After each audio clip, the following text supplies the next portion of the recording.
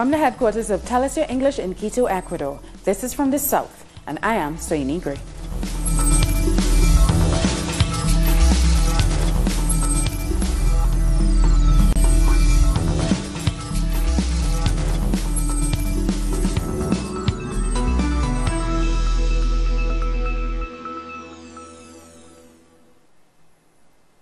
We begin in Ecuador, where the Ministers of Defense, the Interior and Foreign Relations are meeting with their Colombian counterparts to discuss joint operations on the border where 2 Ecuadorian journalists and their driver were kidnapped and murdered.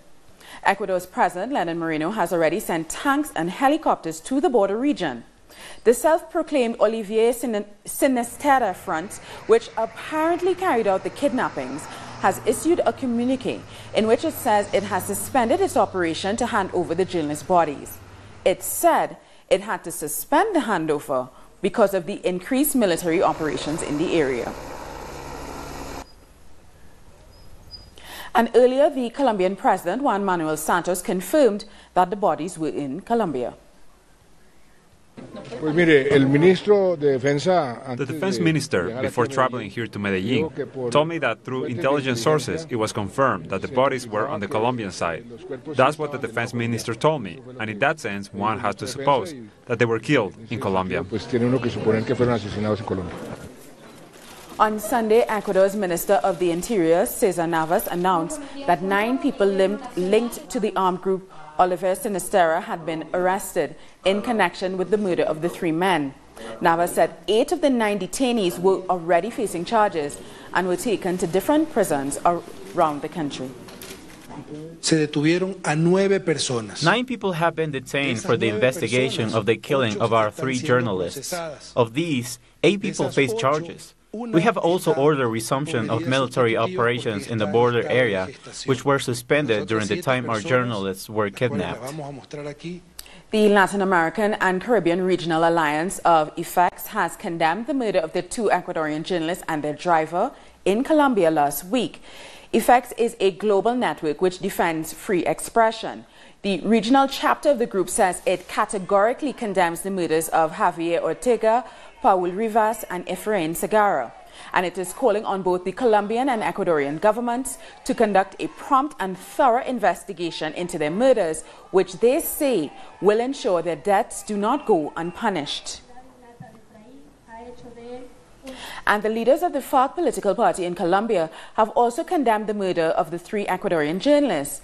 Paulo Catatumbo said Ecuador's El Comercio newspaper, the newspaper the 3 men worked for, that the killing was barbaric, referring directly to the supposed FARC dissident group Walter Arizala, who is also known as Waucho. On Friday, the top leader of the FARC, Rodrigo Londoño, also condemned the killings and sent his condolences to the families. Now, a journalist was also reported kidnapped and murdered in El Salvador. Relatives of 33-year-old journalist Carla Lisette Turcios had reported her missing around midday on Saturday.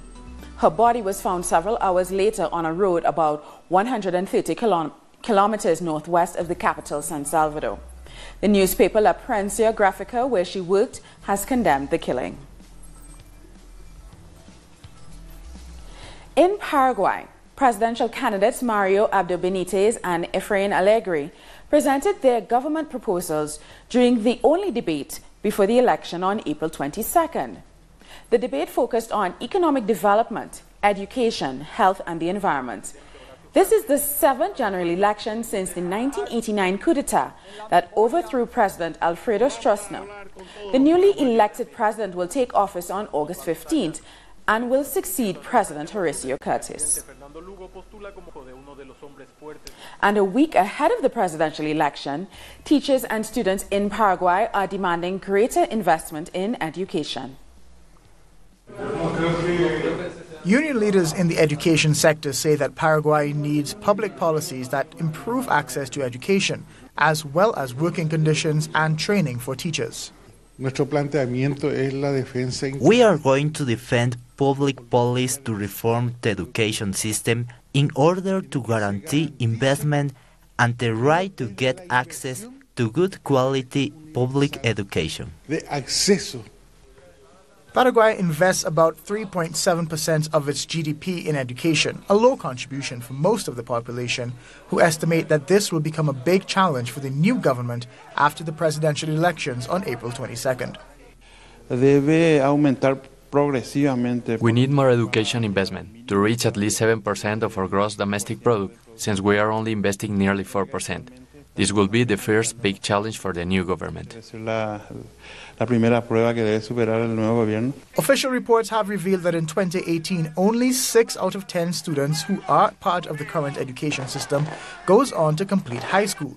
The National Student Federation says this reality is part of the lack of infrastructure and the need for an education law reform. Our school facilities are in bad condition.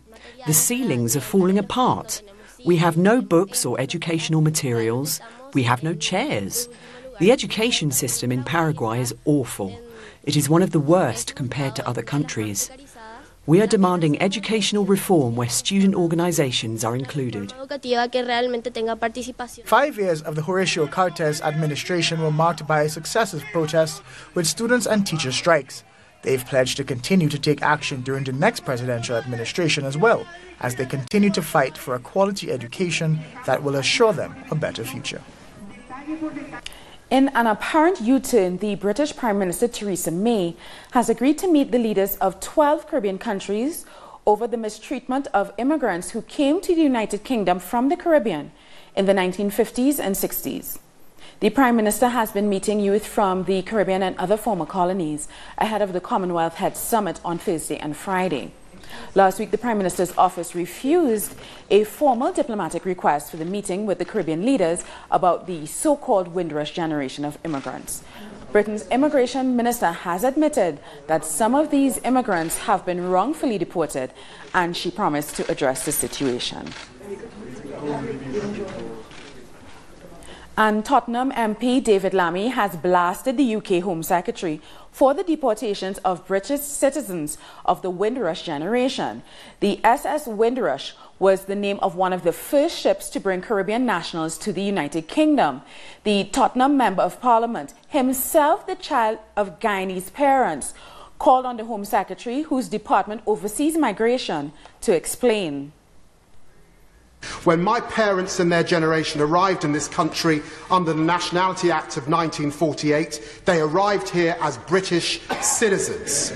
It is inhumane and cruel for so many of that Windrush generation to have suffered so long in this condition, and for the Secretary of State only to have made a statement today on this issue. Can she explain how many have been deported? She suggested earlier that she would ask the High Commissioners. It is her department that has deported them. She should know the number. Can she tell the House how many have been detained as prisoners in their own country? Can she tell the House how many have been denied health under the National Health Service? How many have denied pensions? How many have lost their job? This is a day of national shame. Voters in Guatemala said yes to a referendum on how to resolve a 150-year-old territorial dispute with neighboring Belize. The popular consultation was held on Sunday. Voters were called to decide whether or not they agreed to bring the dispute before the International Court of Justice. In 1992, Guatemala recognized Belize's independence, but the borders were not clearly defined because Guatemala claims several islands and maritime territories, which amount to roughly 12,000 square kilometers. Now, Belize claims that half is theirs. The country is also expected to hold its own referendum, that's Belize, but a date for that has yet to be set. It's good for Guatemala and Belize to resolve the issue, so that the unnecessary disputes don't continue, so that Guatemala and everyone can be at peace. The United States Southern Command is beginning joint military exercises in Trinidad and Tobago with support from Barbados. The Fused Response 2018 exercise will see an increased number of U.S. troops and their equipment throughout the length and breadth of the country, and it runs from April 16th to the 27th. Southcom says this is a regular joint simulation training operation aimed at boosting the Twin Island nations' response capability. but it comes at a time of increased tension between the U.S. and Trinidad's neighbor, Venezuela. We're going to take a short break now, but join us again after this look at what our multimedia colleagues are reporting.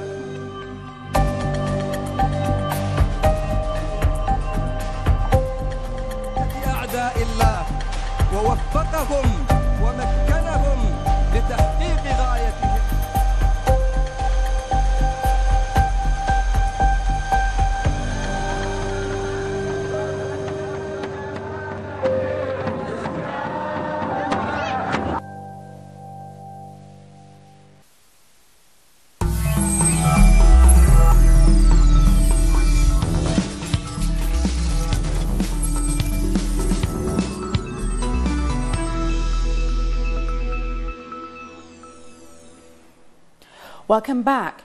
Cuba's new National Assembly of Popular Power is to convene for the first time this Wednesday, a day earlier than planned. The meeting is of great importance for the Cuban Revolution, as it will elect a new leadership for the Parliament and the Council of State. This in turn will choose a new president, as Raul Castro is stepping down. And our correspondent in Havana, Laura Prada, has more.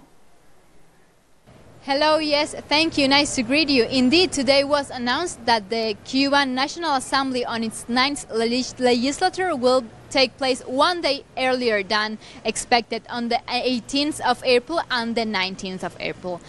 On these 2 days will be taking place the oath of the 605 the deputies just elected in the month of March, and the election of the main charges of the National Assembly. After this vote, this secret vote, will be taking place also another votation after the National Assembly settles with its main figures. This is the presentation by the Candidature Commission of the 31 members of the State Council, and then the election of the President, the first Vice President, and the other Vice Presidents of Cuba. This will be the final part of the general election process in Cuba that started on the month of November. And we'll be telling you more what goes on here in Cuba. Thanks for that report.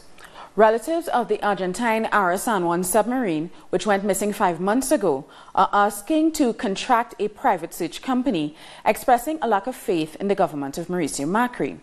Family members of the 44 missing crew members held a ceremony in their honor. The sister of Lieutenant Ileana Krusek said that her sister and the 43 others on board deserve a thorough search, and for the truth to come out about what exactly happened after the submarine last made contact on November 15th. Personnel vessels from a number of countries came to aid Argentina in the rescue mission without success. My sister deserves the truth. My sister and the 43 men of honor who were on board the submarine with her deserve the truth. It's not fair for this to stay in history as a tragedy in which a submarine carrying 44 Argentinians was lost. It's not fair to Argentinian history for it to remain like that. And our Argentina correspondent, Edgardo Esteban, brings us more. It's been 5 months since the disappearance of the Ara San Juan submarine in Argentina's water. Minister of Defense Oscar Aguad is speaking in front of the Chamber of Senators and legislators about the investigative works being carried out by the Argentine government that has revealed very little information during this long search period. The minister has committed to continue investigating and searching for the answers that the families of the missing crew members have been demanding. They are disappointed, on one hand, about the efforts made by Mauricio Macri's government to find the crew or at least the places and details of the submarine's explosion and disappearance. And on the other hand, about the reduced support they have received from the army and the heads of the country. There have been no subsidies or any kind of aid for the families of the victims. It is expected for Minister Aguad to talk about all of this in his report in Congress. This is a difficult humanitarian situation about which people hope to know the truth someday. 4 Brazilian parties have published a joint statement rejecting the imprisonment of Lula da Silva. They say the arrest and incarceration of the former president was politically motivated, meaning legal uncertainty for the country. Brazil's Workers' Party, the Democratic Labour Party, Socialism and Liberty Party, along with the Communist Party of Brazil, said that Lula da Silva's arrest was in violation of the federal constitution and breaks with international human rights treaties, which establish the presumption of innocence and due process. And members of Brazil's Homeless Workers Movement, or MTST, occupied an apartment that prosecutors accused Lula da Silva of receiving as part of an alleged bribe. The case, built around the Guarujá, Sao Paulo apartment, is what led to his 12-year sentence and arrest. The banners displayed says, if this belongs to Lula, it belongs to the people. And if it doesn't, then why is he in prison? Lula has repeatedly denied acquiring the apartment and said there is no evidence to prove it. Members prove that he owns it. Members of the Homeless Workers Movement occupied the unit for several hours, chanting slogans in support of former President Lula. Demonstrators were eventually evicted after the police threatened to detain them, although an eviction order was never ordered by any owner of the apartments. And the FARC political party member Jesus Santrich, who is illegally detained for drug trafficking, according to his supporters in Colombia, has stressed that he is innocent. Members of the FARC visited Santrich at the Attorney General's office in Bogota, where he is being held. The FARC leader Pablo Catatumbo said that Santrich, who is 51 years old and blind, was in a good condition. Catatumbo also asked for a fair trial and added that the prosecution has not proved that Santrich was involved in drug trafficking after the peace agreement was signed. We found Santrich in the same way we have always seen him, in a good spirit, in a good state, and still very determined. He is convinced of his innocence and is sure that we will overcome this struggle, that he will eventually be able to prove his innocence. Mapuche indigenous activists are being blamed by Chilean authorities for an early morning fire in the Araucania district. Government officials claim that a pamphlet about the indigenous leader Machi Celestino Cordova was found at the site of the blaze and will be used as evidence. Now, although no one has taken responsibility for the fire, the Interior Minister has said that he would pursue charges under the country's controversial anti-terrorist laws, which have been used to criminalize and impose harsh penalties on the Mapuche people. The Mapuche have long been demanding the release of political prisoners and the return of their traditional lands that are now being controlled by multinational corporations. And poverty in Uruguay is falling, according to the most recent official statistics. The president said it's a result of deliberate government policies, but cutting unemployment still is a challenge. Uruguay continues to widen the gap with its neighbors, showing a sharp reduction in poverty.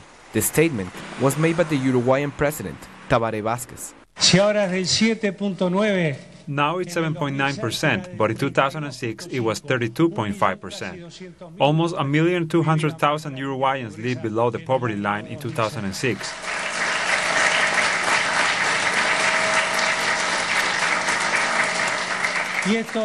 This is not a coincidence nor a miracle. It's the result of having public and social policies. At the same time he highlighted the decline in poverty, the president also questioned those who forget the situation at the beginning of the broad front governments 12 years ago. Some media had the headline that child poverty is at 17%. And it's true, they didn't lie, and it pains us. But you know that in 2006, child poverty was at 60%, and now it's at 17%. The statistics also show that inequality has declined, which is attributed to a change in direction of economic and social policies in recent years. There's also a decrease in inequality in Uruguay, which along with the poverty figures shows the policy orientation. And this has continued in different scenarios, because it's one thing to be in a period of strong growth and improve social indicators, but it's quite another thing to go through a crisis and still keep improving. Despite the encouraging return to economic growth, the decrease in poverty, and industrial expansion, there is an increase in unemployment, which remains one of the big challenges to overcome. We're going to take another break, but join us again after another look at what our multimedia colleagues are reporting.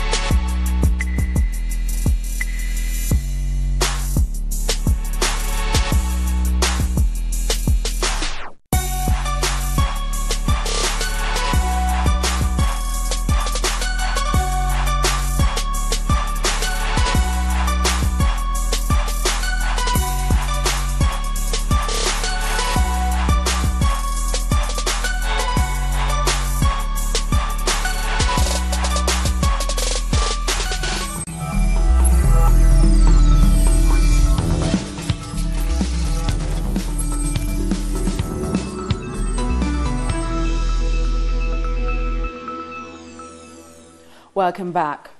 Thousands of people in the Syrian capital of Damascus have marched in support of the government forces and President Bashar al-Assad following Saturday's missile strikes by Western countries.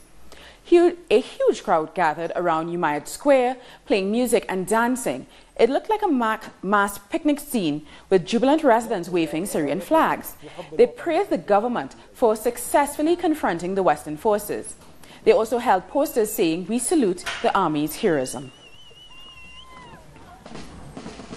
And the head of the Russian Center for Reconciliation in the Syrian conflict, Yuri Yevtushenko, has released a statement stressing that the center will provide all-round assistance to the special mission by the Organization for the Prohibition of Chemical Weapons, known as the OPCW. The investigation is aimed at obtaining objective information about the alleged use of chemical weapons against civilians in Douma.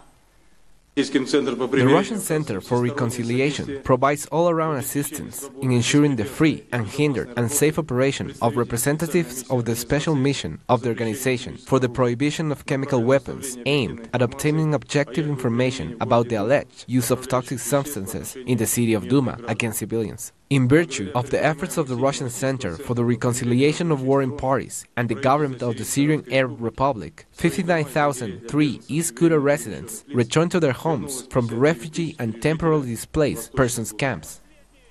And the Russian military police have begun distributing humanitarian aid in eastern Gauta's Doma, the area of the alleged chemical weapons attack, following the city's liberation from insurgent control.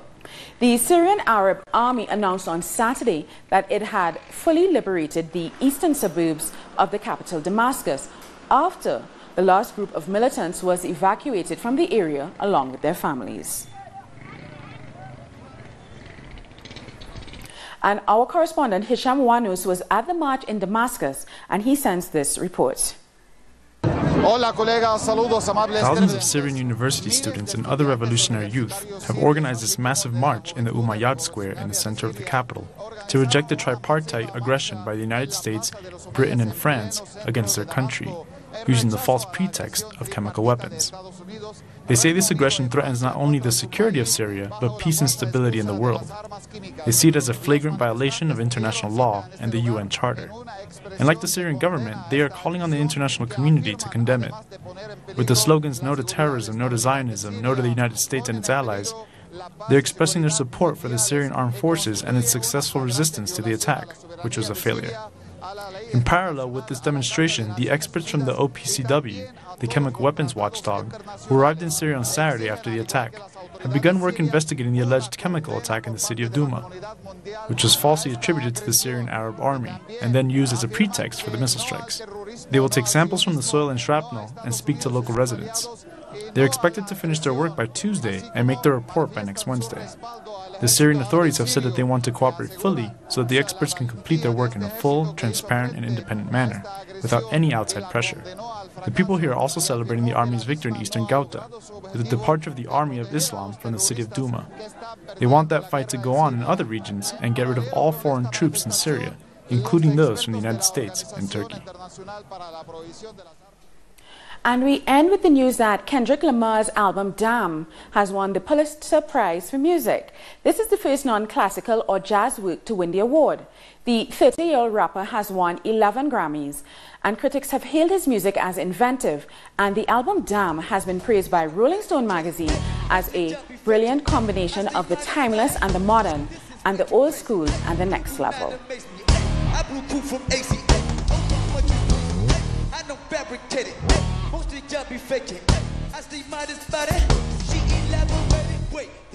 And that brought us to the end of this news brief. But for these and many other stories, you can find them on our website at talisyourtv.net/English. You could also join us on social media, on Facebook, on Twitter, and on Instagram. For Tell Us Your English, I'm Sonie Gray. Thank you so much for watching.